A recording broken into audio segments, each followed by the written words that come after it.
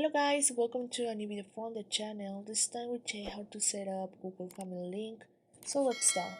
First let's go to settings, and here on settings let's scroll down and let's go to Google. Here on Google just go to all services, then scroll down and let's go to parental controls, kids and family. Just click here, then just wait a little bit until this load, then just click on let's do it. Select the account that you want to and then supervise account, and then just click here on sign in. If you can see, you can try it. Okay, then when you do it, just go to the app that says Family Link. You can download on Google Play Store. It's completely free, and then you can add a child.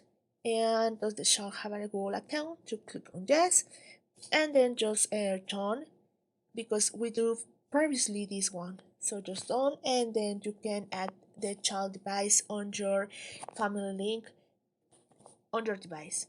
So guys, well, I hope this information helps you. Thank you for watching this video. Remember to subscribe and give a thumb up to this video.